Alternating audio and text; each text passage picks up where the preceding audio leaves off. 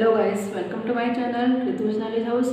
तो कल हम लोगों ने बात की थी संचार की और इसके आगे आज हम लोग देखेंगे। इससे पहले मैं आप लोगों से एक बात कहना चाहती हूँ कि जो हम लोग का एग्ज़ाम होगा वो 7 मार्च को होगा। तो अभी हम लोग के पास में 2 मंथ का टाइम है, तो हम लोग को अच्छे से प्रिपरेशन करनी होगी।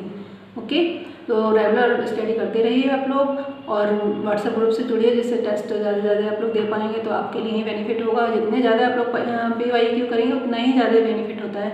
देखिए, किसी भी परीक्षा को पास करने के लिए, किसी भी एग्जाम को पास करने के लिए एक मूल मंत्र यही होता है कि PYQ कंटेंट प्लस PYQ। आप कंटेंट अच्छे से कर लीजिए और PYQ कर लीजिए तो समझ लीजिए आपका 90% सिलेक्शन हो ही जाता है ना। आपकी परीक्षा पास होने से कोई नहीं रोक सकता अगर आप लोग ये कर लेते हैं तो। इसके लिए मैं एक वीडियो बनाऊंगी तो आप लोग वो भी देख लीजिएगा। इसके अलावा मैं ये कह रही हूँ कि जैसे व्हाट्सएप ग्रुप में मैं जो क्वेश्चन आप लोग को सेंड कर रही हूँ, अगर उसमें कोई भी क्वेश्चन आप लोग को नहीं समझ में आता है, कुछ भी प्रॉब्लम होती है, तो आप मुझे लिख के भेज सकते हैं कि मैम हमको ये क्वेश्चन समझ में नहीं आया, क्वेश्चन नंबर डाल के आप मुझे भेज दीजिए, मैं उसको समझा दूँगी उसको। ठीक है, तो आज इसी के आगे स्टार्ट करते हैं। संचार जो हम लोग का कल चल रहा था उसे कंटिन्यू करते हैं। ओके, देखिए पहले देख लेते हैं हम लोग कक्षा संचार, क्लास कम्युनिकेशन। इसमें क्या है कि शिक्षण का मुख्य उद्देश्य ऐसा होना चाहिए कि संज्ञानात्मक क्षेत्र में शिक्षण के उद्देश्य को पूरा किया जा सके। ठीक है, तो बालक के ज्ञान, समझ, विश्लेषण, संश्लेषण जैसी क्षमताओं को विकसित करना, ऐसी टीचिंग करनी चाहिए। हमें ऐसे बच्चों को ज्ञान देना चाहिए, ऐसा संचार करना चाहिए, कम्युनिकेशन ऐसा होना चाहिए, बच्चों के साथ में इंटरेक्शन ऐसा होना चाहिए जिससे बच्चों की नॉलेज डेवलप हो, बच्चों अंडरस्टैंडिंग डेवलप हो, एनालिसिस कर पाए चीज़ों को, है ना। और यही सब चीज़ों का क्या हो पाए, डेवलपमेंट हो पाए। तो यही सब चीज़ें हैं। इसमें 4 स्टेप आते हैं, देख लीजिए आप लोग। शिक्षार्थी में रुचि पैदा करना, मैंने बताया आप लोग को, मतलब टीचिंग ऐसी चाहिए कि बच्चे में इंटरेस्ट आए। बच्चा जैसे ऐसे नहीं टीचिंग करनी चाहिए कि बच्चा बैठा हुआ है और कुछ समझ ही नहीं रहा है, कुछ मतलब ही नहीं है, मैडम आई क्लास में पढ़ा के चली गई, उसको कोई इंटरेस्ट ही नहीं आया, क्या पढ़ाया क्या नहीं पढ़ाया उसे पता ही नहीं। तो हमें देखना चाहिए कि बच्चे को इंटरेस्ट आ रहा है या नहीं आ रहा है। अगर नहीं आ रहा है तो हमें दूसरे तरह से उसकी टीचिंग करवानी चाहिए। जैसे कुछ बच्चे होते हैं कि खेल खेल में सीखते हैं, है ना, और कुछ बच्चे होते हैं अलग तरीके से सीखते हैं, तो उनके अनुरूप ही हमें कैसे स्टडी करवानी चाहिए, उन्हीं के अनुरूप हमें पढ़ाना चाहिए बच्चों को। फिर है विषय वस्तु को संगठित करना, विषय वस्तु को ऑर्गेनाइज करना चाहिए, संगठित करना चाहिए, जिससे बच्चे ज़्यादा से ज़्यादा चीज़ों को सीख पाएँ। ये नहीं है कि हम कहीं कुछ पढ़ा दें, कहीं कुछ पढ़ा दें, इस तरह से नहीं होना चाहिए, है ना। और इसमें ये भी हो सकता है जैसे टीचिंग एड का यूज़ कर सकते हैं हम। फिर है उद्देश्यों के अनुरूप, टीचिंग ऐसी करवानी चाहिए जो बच्चों का उद्देश्य पूरा हो, उद्देश्य के अनुरूप होने चाहिए। ये नहीं है हमने क्लास में गया कुछ भी पढ़ा के चले आए, मतलब बच्चे का क्या मोटिव है, क्या वो पढ़ना चाहता है, हम उसको पता ही नहीं है, हम कुछ भी पढ़ा के क्लास में से चले आए, तो ऐसा नहीं होना चाहिए। कैसे होना चाहिए, उद्देश्यों के अनुरूप होने चाहिए, ऑब्जेक्टिव उसके क्लियर होने चाहिए। फिर है एक्टिविटी, क्लास में बच्चे का और टीचर का इंटरेक्शन बहुत ज़रूरी होता है। और वो कैसे होता है, जैसे टीचर ने कुछ भी तो क्या करेंगे, हम बच्चों से क्वेश्चन पूछेंगे, उसमें से कुछ बच्चे आंसर देंगे, कुछ खड़े होंगे आंसर देंगे कि मैम हम इसका आंसर बताते हैं या कुछ भी है। तो इससे क्या होता है, इंटरेक्शन होता है। तो इससे एक फीडबैक भी मिलता है कि जो हमने बच्चे को पढ़ाया उतना बच्चे को समझ में आया या नहीं आया। तो इससे क्या मिल रहा है, हमें फीडबैक मिल रहा है और बच्चों का और टीचर का आपस में इंटरेक्शन भी हो रहा है। तो ये तो हो गया 4 स्टेप कक्षा संचार के। अब इसके आगे देखते हैं हम लोग।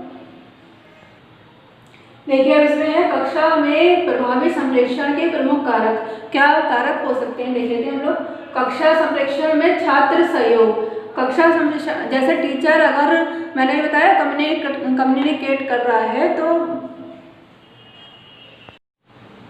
देखिए कक्षा में प्रभावी संप्रेषण के प्रमुख कारक देख लेते हैं हम लोग। फर्स्ट है इसमें कक्षा संप्रेषण में छात्र सहयोग। देखिए टीचर जब पढ़ा रहा है बच्चे को तो उसमें छात्र का भी सहयोग होना चाहिए, छात्रों का भी सहयोग होना चाहिए। ये नहीं है कि क्लास में अगर टीचर आए हैं तो टीचर पढ़ा रहे हैं और बच्चे क्या कर रहे हैं, खाली बैठे हुए हैं, उस पर कोई रिस्पॉन्स ही नहीं दे रहे हैं, है ना। तो मैंने जैसे बताया कि क्या करना चाहिए हम लोग को, प्रश्नोत्तर वाली जो प्रक्रिया है वो अपनानी चाहिए। जैसे हमने कुछ भी पढ़ाया क्लास में और तो हम देखना चाहिए कि बच्चे से क्वेश्चन पूछना चाहिए, उससे फीडबैक लेना चाहिए, तो हमें पता भी चलेगा कि बच्चा पढ़ रहा है या नहीं पढ़ रहा है, उसका माइंड कहीं और है। तो ये हो गया कक्षा संप्रेषण में छात्र सहयोग। फिर है दृश्य श्रव्य साधनों का प्रयोग। ये जो टीचिंग एड होते हैं देखिए 3 प्रकार के होते हैं। ये एक दृश्य होते हैं, श्रव्य होता है, एक दृश्य श्रव्य होता है ना। तो इसमें दृश्य होता है, एक श्रव्य होता है और एक दृश्य श्रव्य होता है। ऑडियो विजुअल, ठीक है। ऑडियो में क्या होता है, जो चीज़ें हम सुन के कर सकते हैं, जैसे हमें बच्चे को हम सिखाने के लिए किसका यूज़ कर सकते हैं, टेप रिकॉर्डर हो गया या रेडियो हो गया या और कोई चीज़ें हो गई जैसे माइक्रोफोन वगैरह, इसकी हम यूज़ कर सकते हैं यहाँ पर, है ना। और यहाँ पर हम क्या कर सकते हैं, जो बच्चों को दिखा सकते हैं, जैसे चार्ट हो गया, मॉडल हो गया। तो इस टाइप की जो चीज़ें होती हैं सब किसमें आ जाती हैं, दृश्य में आ जाती हैं। और दृश्य श्रव्य में जो जिसमें बोला भी जा सके और सुना भी जा सके, जैसे क्या होगा इसमें फिल्म वगैरह, मूवी वगैरह दिखाना होगा, इस टाइप से क्या होगा, ये सब चीज़ें किसमें आ जाएंगी, इसमें आ जाएंगी, ऑडियो विजुअल में आ जाएंगी। तो समझ गए आप लोग कि हमें किसका प्रयोग करना चाहिए, दृश्य श्रव्य साधनों का भी प्रयोग करना चाहिए। फिर है पाठ्य सहगामी क्रियाओं का आयोजन। पाठ्य सहगामी क्रियाओं से मतलब यही है कि जैसे बच्चों को हमें मोटिवेट करते रहना चाहिए। जैसे हम कहते हैं 15 अगस्त आए या 26 जनवरी आई, तो हमें क्या करना चाहिए, उस पर उनको बोलना चाहिए कि आप इस पर कोई निबंध बोलो या कुछ भी अपना आयोजन करो, कोई खेल वगैरह करो, जिससे उनमें एक रुचि, एक इंटरेस्ट आए और वो चीज़ों को सीखें, उनमें से डर निकले। जैसे आप लोगों ने देखा होगा कि बहुत से बच्चे होते हैं, वैसे तो बहुत एक्टिव होते हैं, लेकिन अगर उसे कह दिया जाए कि आप स्टेज पे खड़े होके यहाँ पे आपको कुछ बोलना है, न्यूज़ देनी है या कुछ करना है, तो वो घबरा जाते हैं, एकदम डर जाते हैं कि हम बोल नहीं पाएंगे, उनमें कॉन्फिडेंस लेवल बहुत कम होता है। तो हमें इस चीज़ के ध्यान में रखते हुए हमें उसका आयोजन करना चाहिए। फिर है सुव्यवस्थित भाषा शैली। हमें ऐसी भाषा शैली का यूज़ करना चाहिए जो बच्चों के अनुकूल हो, जो बच्चों को समझ में आए। ये नहीं बहुत से टीचर होते हैं क्लास में जल्दी जल्दी आए, जल्दी जल्दी पढ़ाया और चले गए, बच्चों के समझ में आया या नहीं आया उन्हें कोई मतलब नहीं है, ठीक है। तो ऐसा नहीं करना चाहिए, या गलत शब्दों का यूज़ कर, सही उच्चारण नहीं कर पाए, तो ये सब चीज़ें हैं। तो कैसी भाषा शैली होनी चाहिए, सुव्यवस्थित होनी चाहिए। फिर है परामर्श सेवा का आयोजन। कुछ बच्चे होते हैं क्लास में पढ़ पा रहे हैं, कुछ नहीं पढ़ पा रहे हैं, कुछ मंदबुद्धि बच्चे हैं या कुछ में कोई प्रॉब्लम आ रही है, घर से परेशान है, कोई भी प्रॉब्लम है, एनीथिंग कोई भी प्रॉब्लम हो सकती है बच्चे को, तो हमें देखना चाहिए इसको क्या प्रॉब्लम है। तो उसके लिए हमें क्या करना चाहिए, काउंसलिंग करवानी चाहिए, है ना। इन बच्चों के लिए हमें काउंसलिंग करवानी चाहिए, जिससे देखा जा सके कि उनमें क्या कमी है, क्यों नहीं सीख पा रहे हैं, क्या कहाँ कमी आ रही है। तो ये हो गया परामर्श सेवा का आयोजन। अब इसके बाद में देखते हैं कि इसमें बाधाएं क्या क्या आती हैं, संप्रेषण में बाधाएं। देखिए अब संप्रेषण में बाधाएं क्या क्या आती हैं। इसमें है व्यक्तिगत अवरोध। इसमें क्या होता है कि बालक का व्यवहार कैसा है, उसका व्यवहार अच्छा है या नहीं है। तो ये जैसे दूसरे व्यक्ति से वह बात कर रहा है तो उसका व्यवहार कैसा है ना। तो इस पर डिपेंड करता है, अगर व्यवहार अच्छा हो तो वो अच्छे से बात करेगा, व्यवहार अच्छा नहीं होगा तो बात अच्छे से नहीं करेगा, वो अपने मतलब की बात करेगा और बाकी बात खत्म कर देगा, है ना। या डर है, जैसे क्या नाम है, कहते नहीं है कि स्टेज पे गए किसी बच्चे को, मैंने भी बताया आप लोग को कि वैसे तो वो बहुत अच्छे होते हैं, बहुत क्रिएटिव बच्चे होते हैं, बहुत अच्छे प्रतिभाशाली बच्चे होते हैं, लेकिन कुछ बच्चे ऐसे होते हैं जो स्टेज पे जाने से डरते हैं, उनके अंदर डर होता है कि हम स्टेज पे जाकर बोल नहीं पाएंगे, तो एक डर हो गया, है ना। ये व्यक्तिगत अवरोध हो गए जो व्यक्तिगत होते हैं, अपने पर्सनल हो सकते हैं, शारीरिक भाषा अच्छी नहीं है उनकी, बॉडी लैंग्वेज, है ना। फिर है पृष्ठभूमि से मतलब यहाँ पे ये है पूर्व अधिगम से मतलब ये है कि उन्होंने कितना अभी तक सीखा है, उनके जाति क्या है, उनकी कास्ट क्या है, उनका लिंग क्या है ना, या उनका राष्ट्रीयता कैसी है, या सामाजिक सांस्कृतिक उनमें डेवलपमेंट हुआ है या नहीं है। तो वह सब चीज़ें कहाँ काम में आती हैं, जब हम कम्युनिकेशन करते हैं तब वो चीज़ें हमारे काम में आती हैं, है ना। तब वो हम चीज़ों को यूज़ करते हैं। जैसे हम इंडियन हैं, हमने बताया जैसे हम इंडियन हैं तो हम अपनी लैंग्वेज कैसे रखेंगे, अच्छी हमारी लैंग्वेज कैसे, भारतीयता की वैसे भी लैंग्वेज कैसे मानी जाती है, अच्छी लैंग्वेज मानी जाती है ना। तो ये हो गया इसमें। फिर मनोवैज्ञानिक बाधा क्या आ जाएगी, जैसे चयनात्मक दृष्टिकोण। चयनात्मक से यही है कि चयन किस चीज़ का हम चयन कर रहे हैं, अच्छी चीज़ों का चयन कर रहे हैं, बुरी चीज़ों का चयन कर रहे हैं, तो चयनात्मक दृष्टिकोण इसका महत्वपूर्ण कारक है। या रुचि जैसे जो भी हम चीज़ पढ़ रहे हैं या कुछ भी कर रहे हैं, जो हम बच्चे को पढ़ा रहे हैं उसमें बच्चे की रुचि है भी या नहीं है ना। हम तो बच्चे को गाइड कर रहे हैं प्रॉपर, लेकिन बच्चे का उसमें इंटरेस्ट है या नहीं है, तो हमें ये भी देखना हो, जिज्ञासा हो, कितना क्यूरियोसिटी है उसमें, कितने जानने की इच्छा है। जैसे हमने बच्चे को कुछ पढ़ाया तो उसमें बच्चे को भी तो चाहिए कि मैडम ये बताइए कि अब इसके आगे क्या होगा। तो जानने की इच्छा, जिज्ञासा से क्या मतलब होगा, जानने की इच्छा, बच्चे में कितनी जानने की इच्छा है। या कह सकते हैं कि व्यवहार, अच्छा व्यवहार होना चाहिए। मनोविज्ञान में ये भी आ जाएगा, अच्छा व्यवहार, बच्चे का बिहेवियर कैसा होना चाहिए, अच्छा होना चाहिए। माध्यम में बाधा, जैसे टेक्निकल कह सकते हैं, टेक्निकल प्रॉब्लम आ जाती है। जैसे हम दो लोग फ़ोन पे बात कर रहे हैं या व्हाट्सएप चैटिंग कर रहे हैं, कुछ भी कर रहे हैं, तो इंटरनेट प्रॉब्लम आ गई तो क्या हुआ, तकनीकी खराबी हो गई, है ना।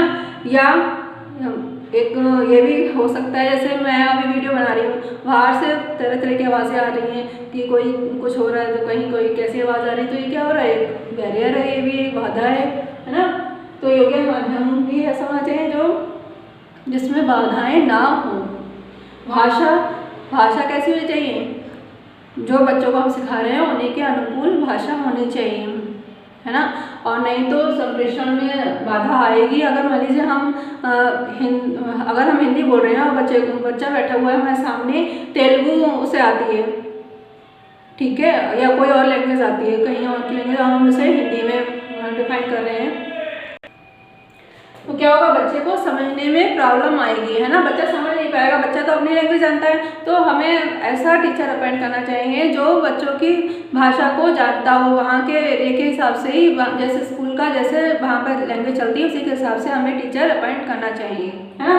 फिर भौतिक बाधा क्या हो सकती है, जैसे शोर, बहुत शोर आ रहा है, क्लास में बहुत शोर हो रहा है, डिस्टर्बेंस हो रहा है, बच्चे बहुत शोर कर रहे हैं, या आसपास क्लास चल रही है बाहर बहुत शोर हो रहा है, तो क्या हो रहा है, बच्चों को डिस्टर्बेंस हो रहा है, बच्चे पढ़ नहीं पाएंगे अच्छे से, है ना।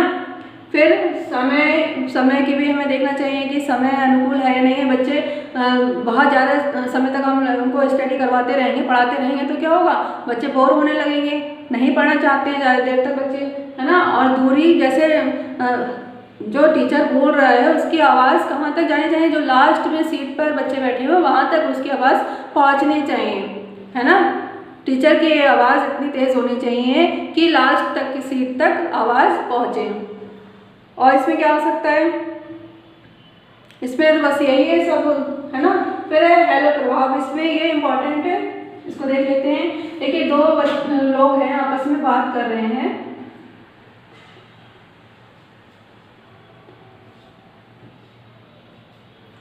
ये दो लोग आपस में बात कर रहे हैं, बैठे हुए बात कर रहे हैं आपस में, पहले तो अच्छे से बात कर रहे हैं दोनों, है ना। आपस में बात करते करते फिर किस पे आ गए, ये वाद विवाद पर आ गए। वाद विवाद, बात करते करते अभी इन्हें वाद विवाद करने लगे, बहस करने लगे, और क्या हुआ, आपस में इनका क्या हुआ, लड़ाई हो गई, या जो भी कुछ हुआ, तो ये हुआ हेलो प्रभाव। ओके, तो ये तो ये संप्रेषण में बाधाएं। अब इसके आगे देखते हैं, इसमें एक टॉपिक और रह गया है, इसको खत्म करते हैं हम लोग। संचार को प्रभावी बनाने के सिद्धांत। देखिए, संचार को प्रभावी बनाने के सिद्धांत, कैसे संचार को प्रभावी बनाया जा सकता है ना। तो इसमें फर्स्ट है स्पष्टता। जब हम जो भी बोल रहे हैं उसमें कैसे, हमारी जो लैंग्वेज है उसमें क्या होनी चाहिए, स्पष्टता होनी चाहिए, जिससे सामने वाला व्यक्ति आसानी से चीज़ों को समझ सके। निरंतरता, ये नहीं है हमने थोड़ा सा बोला फिर हम रुक गए, थोड़ा बोला फिर रुक गए। निरंतरता मतलब ये कंटिन्यूटी होनी चाहिए, जो हम अपनी बात कह रहे हैं उसको अंत तक हमें ख़त्म करना चाहिए, ठीक है। पर्याप्तता होनी चाहिए, पर्याप्त जो भी हम बोल रहे हैं वो सोच समझ कर बोले, ना बोले जो सही हो, पर्याप्त हो। फिर समयबद्धता, हमें समय का भी ध्यान रखना चाहिए। जैसे हम क्लास में अगर कम्युनिकेशन कर रहे हैं, बच्चों को पढ़ा रहे हैं, तो हमें टाइम मैनेजमेंट देखना चाहिए कि हमें इस टाइम तक ही बच्चे को पढ़ाना, जो हमें क्लास मिली है, जो हमें टाइम मिला है, उसी के अकॉर्डिंग हमें पढ़ाना। ये नहीं है कि हम कोई दूसरा हमारा वेट कर रहा है बाहर और हम क्लास लिए चले जा रहे हैं, ऐसा नहीं करना चाहिए। समयबद्धता होनी चाहिए, है ना। एकरूपता होनी चाहिए, जैसे को भी जो भी चीज़ हम पढ़ा रहे हैं उसमें एक रूपता आनी चाहिए। मतलब ये नहीं है कि हमने एक चीज़ यहाँ से पढ़ाई एक कहीं और से पढ़ा दी। जो भी हमारा टाइम टेबल के अनुसार ही हमें पढ़ाना चाहिए। जो हमारा सिलेबस है उसके अकॉर्डिंग हमें पढ़ाना चाहिए। जैसे बच्चे एक वन बाय वन स्टेप से सीखते हैं। जैसे हमने बच्चे को पढ़ाया करें किसी भी चीज़ का, जैसे हमें मैथ में ले लीजिए आप लोग, बच्चे को पहले हम क्या सिखाएंगे 1 2 3 4 5 6 है ना, क्या सिखाया हमें, पहले गिनती सिखाई। उसके बाद में फिर क्या करेंगे हम, फिर टेबल पे आएंगे। फिर क्या करते हैं हम, टेबल सिखाते हैं, फिर ऐड करते हैं, ऐड सिखाते हैं, फिर सब्ट्रैक्शन सिखाते हैं। तो क्या कर रहे हैं हम, वन बाय वन चला रहे हैं। ऐसा तो नहीं कर रहे हैं पहले हम टेबल सिखा दे रहे हैं बच्चे को। पहले हमें क्या करना है, बच्चे को पहले हमें बच्चे को क्या सिखानी है, हमें नंबर सिखाने हैं, है ना। उसके बाद में हमें टेबल पर आना है और उसके बाद में ऐड, सब्ट्रैक्शन, डिवीजन, मल्टीप्लिकेशन, ये सब कुछ सिखाना होगा, है ना। तो एक रूपता होनी चाहिए, स्वीकार्यता होनी चाहिए। मतलब ये है कि लैंग्वेज जो हम बोल रहे हैं उसमें स्वीकार्यता होनी चाहिए। कैसी लैंग्वेज हम बोल रहे हैं, किसका हम यूज़ कर रहे हैं, उसमें स्वीकार्यता होनी चाहिए। लचीलापन, फ्लेक्सिबिलिटी होनी चाहिए हमारे बोलने में। जो हम बोल रहे हैं हमारी बॉडी लैंग्वेज में फ्लेक्सिबिलिटी होनी चाहिए, ठीक है। तो ये हो गया लचीलापन। अब यही है संचार को प्रभावी बनाने के सिद्धांत। तो इसमें बस इतना ही है, बाकी कुछ नहीं है। अगर कुछ होगा तो मैं देख लूँगी। इसके अलावा इसमें ज़्यादा कुछ पूछते नहीं है। संचार ये नया टॉपिक ऐड हुआ है, तो आप लोग इसको देख लीजिएगा। इसके बाद में जो कल की हम वीडियो होगी उसमें हम आगे का जो टॉपिक है उसको सब क्लियर कर लेंगे, ओके।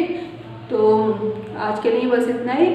और अगर कोई दिक्कत आ रही है, कोई प्रॉब्लम आ रही है तो मुझे ग्रुप में लिख सकते हैं या कमेंट बॉक्स में लिख सकते हैं, मुझे बता दीजिए। अगर कोई प्रॉब्लम आ रही है तो मैं फिर से उसको डिफाइन कर दूँगी। तो आज के लिए बस इतना ही। और मेरी वीडियो को लाइक, शेयर एंड सब्सक्राइब करें। आप ज़्यादा से ज़्यादा तक लोगों को पहुँचाएँ जिससे सबको इसका बेनिफिट मिल सके, ओके। तो आज के लिए बस इतना ही। Thank you. Like, share and subscribe to my channel.